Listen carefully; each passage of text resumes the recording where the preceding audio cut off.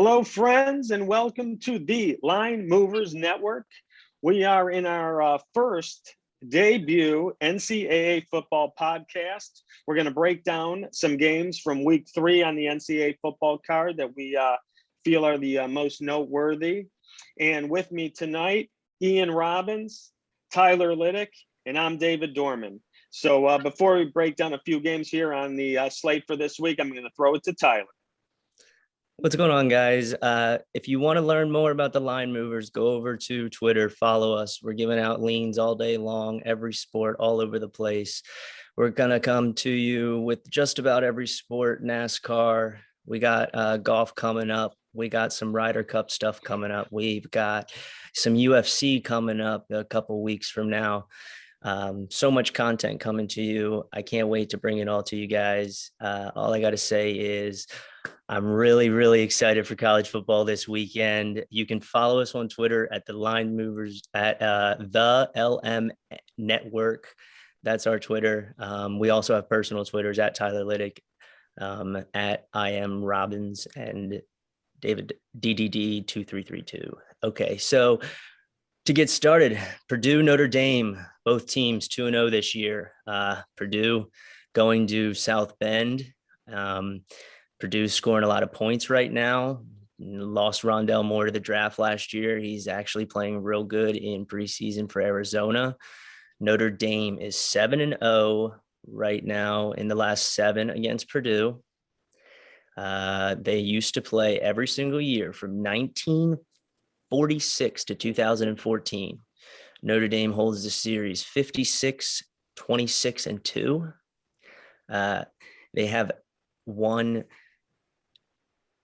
Notre Dame has 10 sacks on the season right now.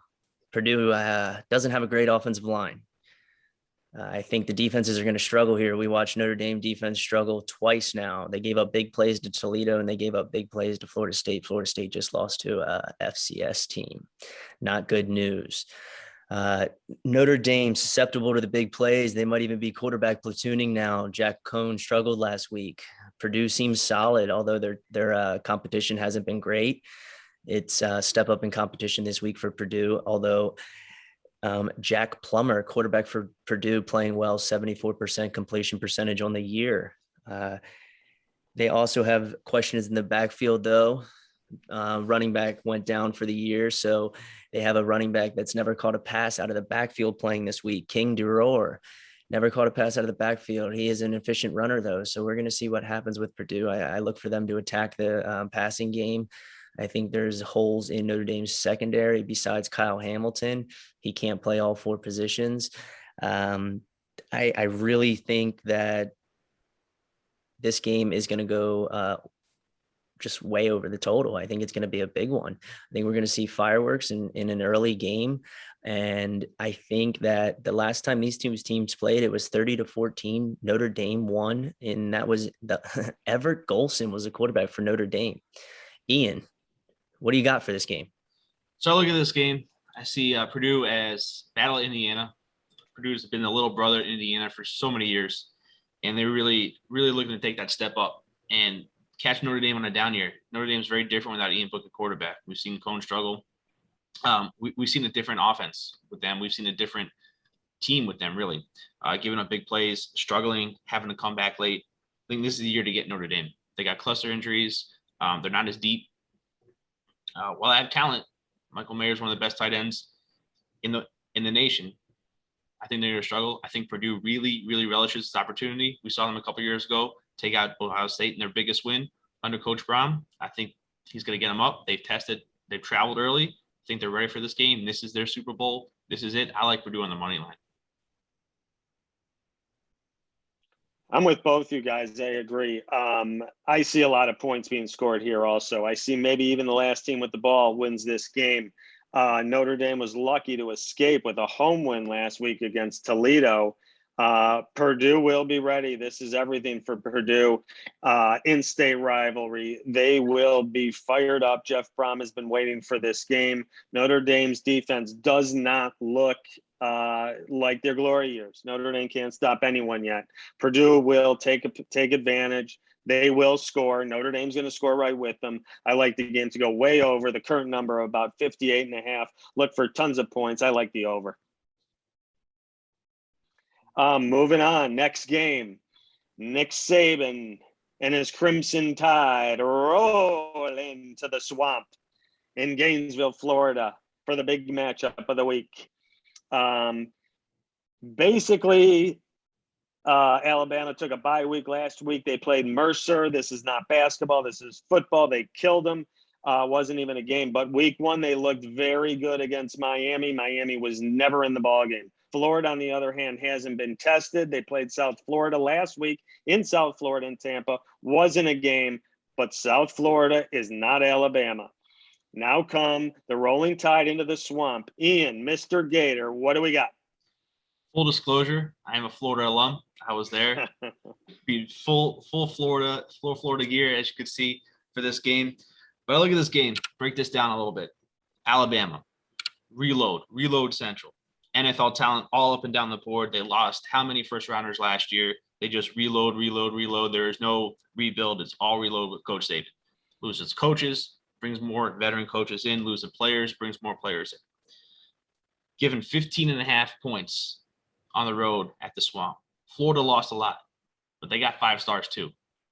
So I look at this game, a couple positional matchups. This game used to be a defensive struggle. It was always top defenses scoring at a premium. We saw last year in the SEC championship game, the last meaningful game for these Florida Gators, and the springboard for Alabama was one of the best games we saw all year. It was up and down the field, score for score, and Alabama prevailing at the end. We saw Florida score points with them. Coach Dan Mullen is a master at creating points and finding a way to get points on the board. Coach Saban has embraced the offense. I think we're going to see that. I'll look at the matchups. Bryce Young, outstanding 5-star quarterback from California, making his first road start. And this isn't just any road start. This is going on the road in the middle of the day to the Swamp where 90,000 fans have been waiting for this game circled for a long time. And going to play Miami and Atlanta is not the same as going down in Gainesville on a Saturday afternoon, 95-degree weather, humidity pounding, with those fans right on top of you screaming. So it's going to be a big test. Does Alabama have great linemen? Yes, they do. Do they have great skill players? Yes, they do. They have guys who play in the NFL? Absolutely. Defenders up and down, but they don't have the kind of experience to go on the road that I hope to see to really beat Florida by 20-plus points as the spread might project. Bryce Young, first true road start. Couple running backs. Brian Robinson is a 4-year senior guy. He's a 4-year player. Great experience, great leadership. Trey Sanders, a first-year running back, got hurt last year, touted freshman. He's going to see some run. John Mechie, maybe one of the best receivers in the class. He's going to be the number one go-to guy. Had a great game against Florida last year. Jameson Williams, Ohio State transfer. At receiver, going to be the other skill guy. Jaleel Billingsley, tight end, at our area, Chicago. Great skill. He had a very good game against Florida last year. Flip over to the defense. They have all SEC player after all SEC player, up and down the offense, the defensive line, linebackers, all the entire linebacker core is all SEC. Defensive backfield, all SEC players. So Alabama is certainly coming in with talent, but they lack a little bit of experience. They lost a couple linemen high in the draft. They lost Najee Harris, Devontae Smith, Jalen Waddle, Mac Jones. So all these new guys coming in on the road on a true road game at the Swamp. This might be a big test. Flip that over. How's Florida going to match up with all these offensive skill players? Well, they're going to come with a defense, and they're going to come with a defensive line that's hungry, defensive line that's looking to get drafted. 3 guys across the line looking for first-round grades. Zach Carter, all SEC, All-American defensive lineman, can create pressure out by himself. Brenton Cox, off the edge, former 5-star transfer from Georgia, really looking at a first-round grade, came on strong at the end of last year. Gervon Dexter, defensive tackle, could be a top 10 pick in next year's draft. These guys have really had a great start to the year. If they can get pressure on Bryce Young with 4 from without the blitz, they could really cause some havoc, cause some turnovers in the back end. Now, Florida does have an All-American defensive back, Kaiir Elam. He's had a pick last week. He's going to shadow Mechie. If he could take away half the field and they can get pressure up front, they can make it a long day for that young, inexperienced quarterback and kind of make him take his growing pains. And how's Florida going to score with Alabama against this strong defense? Dan Mullen's got some tricks up his sleeve. There's going to be some new names that we're going to see.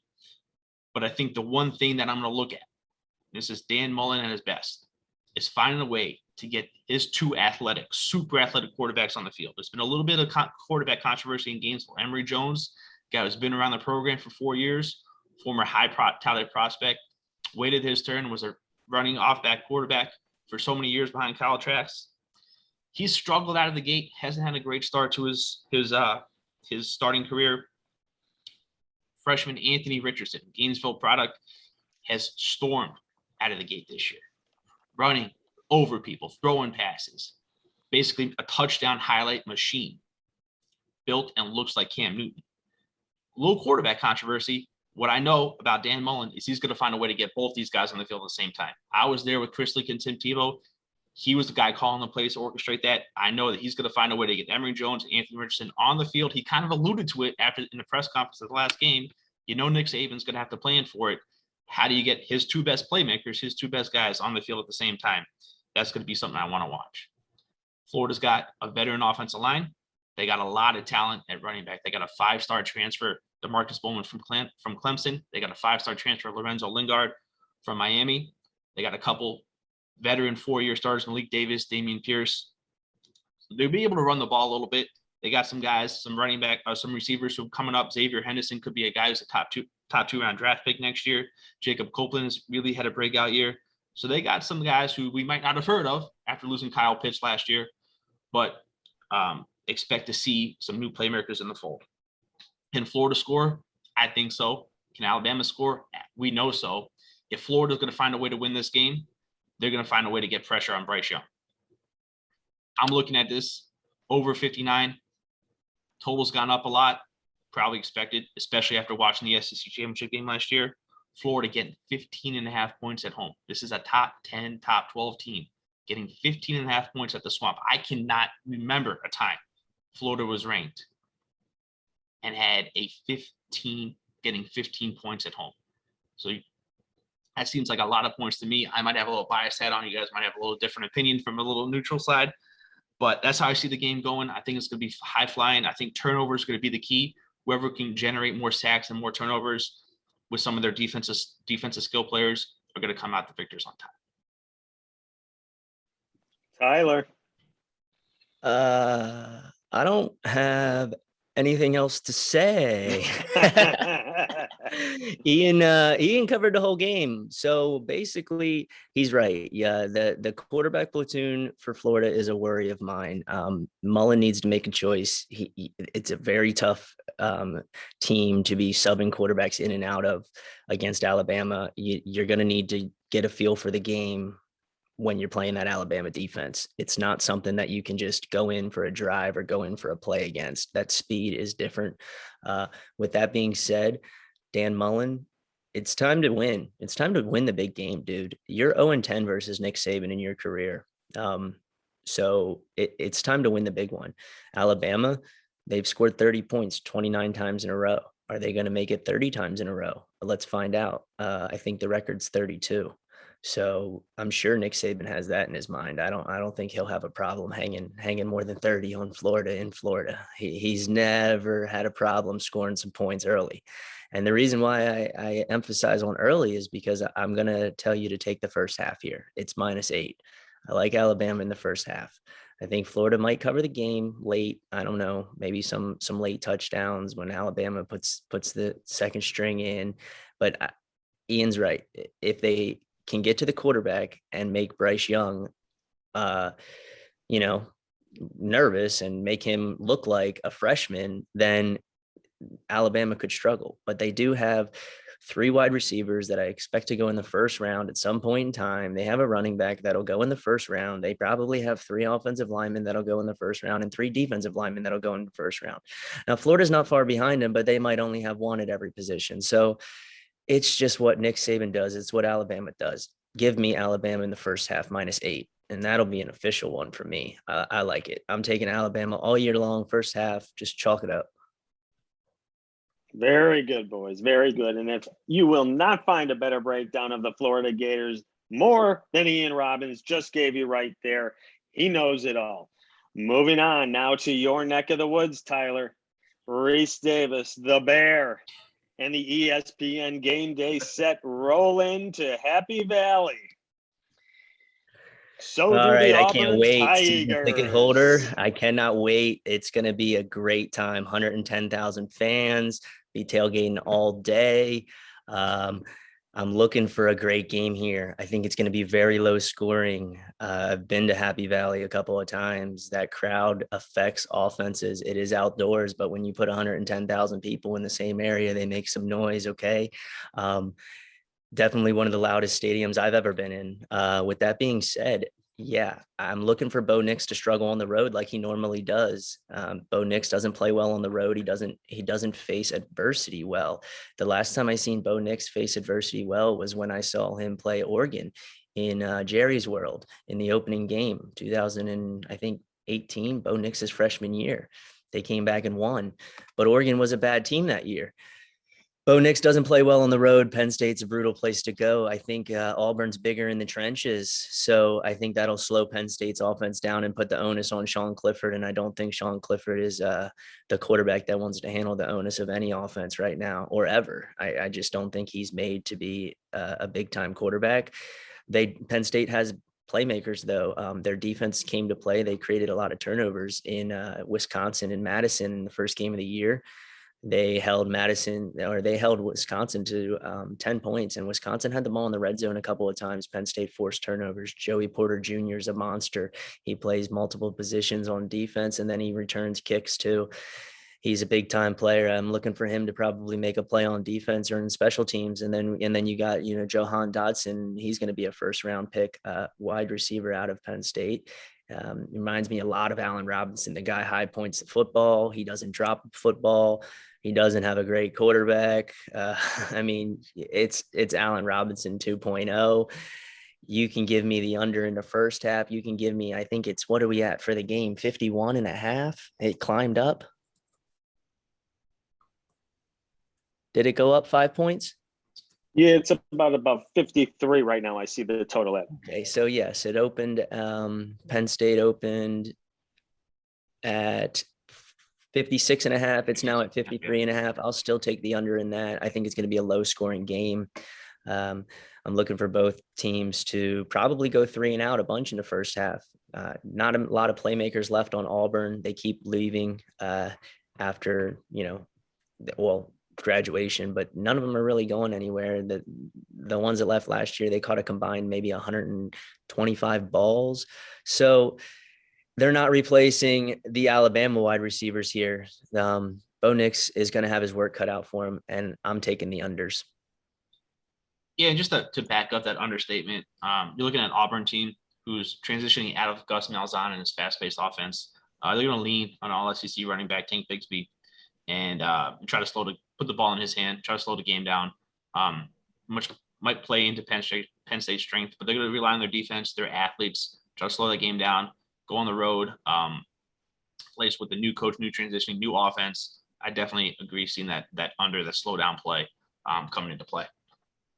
Yeah, this is Penn State's year. Ohio State already lost. They're all in. I mean, it is, they're playing for all the marbles for the rest of the year. So it's their time. I think this could be James Franklin's make or break year. He's got some big games coming up. If he loses this one to Iowa and to Ohio State, I don't know if he's going to make it. Those are 3 of the biggest games of the day on Saturday, but we all know you're here for picks, and more picks. So now we're going to move into the rapid fire part of our program. I'm going to give the game, the line, and my 2 college football experts are going to throw us a pick. Let's start. Virginia Tech invades Morgantown and is going to West Virginia. West Virginia opened as a 3-point favorite and still sitting there. Total of 51.5, but it did open lower at about 46.5. Virginia Tech at West Virginia. Ian. I'm going to take West Virginia, home team getting points. I think they got a little bit more talent. West Virginia -3. I like the inside there. Seems like the public's all over Virginia Tech, ranked team. Yeah, I like that side there. And you can catch me on the under here. 51.5 up 5 points. Yep. Public bet it up. I'll take the under. Little in-state rivalry here, or not in-state rivalry, but close enough. You can give me the under here. Old Big 8 rivalry. Nebraska goes to Oklahoma in Norman. Nebraska started out about getting 23 points, now down to 22. Oklahoma Sooners 22-point favorites at home. Ian first. I'm going to take points with Nebraska. Scott Frost might get fired for this game if they get blown out. I think this will be their best effort. Super Bowl, a lot of points. Give them the points. Nebraska plus 22. The game's in Norman, correct? Yep. Yeah, they might leave him in Norman.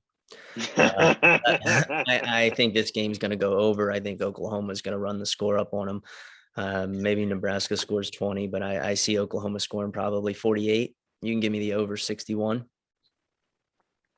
Cincinnati and Luke Fickell have national championship aspirations this year. People are calling for this team to make the playoffs if they can run the table. This is probably their first huge hurdle of the season. Cincinnati, Luke Fickell are bringing their boys to Bloomington to play the Indiana Hoosiers. Indiana is getting about three, now up to 3.5 on the line. Tyler. I think this is going to be a defensive battle. Indiana's got a great secondary. Cincinnati, I think they're on a mission. You give me the under. I think Cincinnati's coming back for what they missed out on last year. Give me the under here. I see it at 50. You can give me the under 50. Yeah, I think Cincinnati's on a roll, on a mission. Desmond Ridder, quarterback, great quarterback. 3.5 is not enough points. This is a game they circled. They need it. They want it. I'd lay 7. Very good. Michigan State is going to South Florida to play Miami. Michigan State, surprising to me, has looked pretty solid so far. Miami, on the other hand, got rolled by Alabama week 1, but then came back at home last week against Appalachian State and was lucky to survive. They needed every last play just to get by App State. Michigan State opened getting 6 points. The public drove the line down to about 6.5 currently. Tyler. Yeah, correction there, guys. It opened 8. It's down to 6.5 now. Sorry, David misspoke. No problem there, though. But over under, I don't know, man. This is a tough one. I don't think 19 starters came back from Miami, and they're just not clicking right now. I don't know that King's healthy. I think this is going to be an underplay for me. It is at 56.5 right now. You can give me the under. I'm going to take a buy low spot on Miami here. Midwest team, Michigan State, coming down in September. Miami Heat, South Florida Heat. I grew up 30 minutes away from that stadium. Their home advantage is the heat. 95 degrees, humidity. Midwest teams are not ready for that. They're going to break down. Miami's going to cover in the end. Give me the 6. I'm going to lay 6.5 points. Very good. Arizona State 2-0, but hasn't played anyone of note, is going to now go into Provo and play the BYU Cougars. BYU coming off a huge emotional win in the Holy War at home last week against Utah and looked really, really good without Zach Wilson, who's now in the NFL for the Jets. Arizona was originally getting 2. Now BYU's been bought up. BYU is now about a 4-point favorite. Tyler. Yeah, Arizona State plays good defense. Herm Edwards has always been about defense. BYU played solid defense last week. It really impressed me. I was actually on BYU getting the 7.5. You can give me the under here. I think this is going to be a defensive battle. Yeah, and you can give me the under the 51.5 where it is right now. I like that number. I think it'll be a defensive battle the entire game. Neither offense is really, really talented. Defenses are more talented than the offense in the game, and the coaches are better at game planning with defense than they are offense. I'm going to look Arizona State laying the points here. Pac-12s look really impressive out of conference. Saw Oregon beat Ohio State last week. We saw UCLA take out LSU in week 1. BYU just won the Super Bowl. Like Arizona State, Herm Edwards coming up with a big win over BYU, keeping that Pac-12 hopes alive down the road. Very good. Last game, breakdown, rapid fire. Oklahoma State, Mike Gundy is going to bring his boys to Boise State to play on the Smurf turf. The total here, 54.5, now currently up to 57. Boise State was opened at a 4-point favorite, down a tick to about 3.5. Tyler. Absolutely. We played Boise State over 41.5 team total last week. They got to 41 in the first half. I'm going to take the over here. I don't think Mike Gundy likes to coach defense. Never has, never will. And Boise State let up some points last week to UTEP. UTEP's not very good. They didn't let up a lot of points, but the over cashed in that game. And I think the over cashes in this one as well. Give me the over. Yeah, I think this would be Boise Super Bowl here. They got a power school coming in. They lost that heartbreaker at UCF in week 1. If they have any chance of salvaging the season, it's going to be right here. 3.5 is a little bit too much. I don't want to lay the hook. I'll take Oklahoma State coming back on 3. It gets down to 3. I lay the 3, 3.5. I'll buy the other side. It'll be a close game, maybe overtime. Great. Guys, girls, this has been the Line Movers Network, first ever college football podcast. We hope you join us each and every week. We're going to be doing this every week for you. We'll break down the biggest games and then hopefully go rapid fire on some other games all around the country. Thank you again for tuning in. Follow us on all the social media platforms. For my college football experts, Ian Robbins, Tyler Liddick, I'm David Dorman. Join us anytime on the Line Movers Network.